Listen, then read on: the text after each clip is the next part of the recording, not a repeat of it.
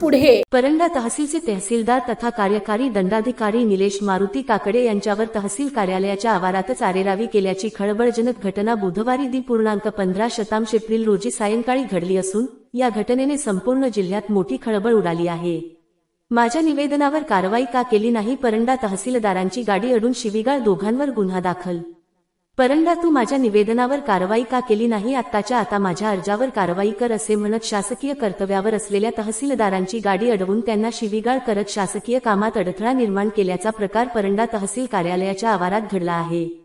या प्रकरणी परंडा पोलीस ठाण्यात रोगावर गुन्हा दाखल करण्यात आला आहे। मिळालेल्या माहितीनुसार तहसीलदार निलेश मारुती काकडे वय 32 हल्ली मुक्काम शासकीय निवासस्थान तहसील कार्यालय परंडा ही त्यांच्या शासकीय कर्तव्यासाठी बुधवारी दिनांक एप्रिल 15 सायंकाळी 6:30 वाजता होते।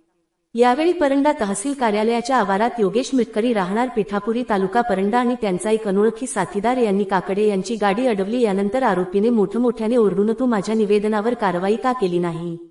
आत्ताच्या आत्ता माझ्या अर्जावर कारवाई कर, असा तगदा लावत फिर्यादीस स्वीकार केली, तसेच त्यांच्या शासकीय कामात अडथळा निर्माण केला।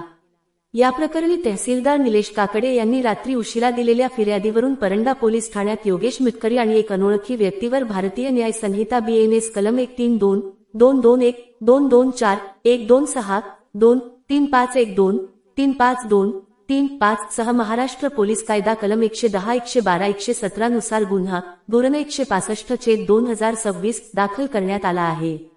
कामबंद आंदोलनाचा पवित्रा। तहसीलदारांसारख्या उच्चपदस्थ अधिकाऱ्यावर कार्यालयाच्या आवारातच असे होत असेल तर सामान्य कर्मचाऱ्यांनी काम कसे करायचे, असा सवाल उपस्थित करत परंडा तहसीलच्या सर्व कर्मचाऱ्यांनी 16 व एप्रिल 17 रोजी कामबंद आंदोलन पुकारले आहे। या निवेदनावर 41 महसूल अधिकारी व कर्मचाऱ्यांच्या सह्या आहेत। महसूल अधिकारी, कर्मचाऱ्याच्या मागण्या: मुख्य आरोपी योगेश मेटकरीला तात्काळ अटक करावी।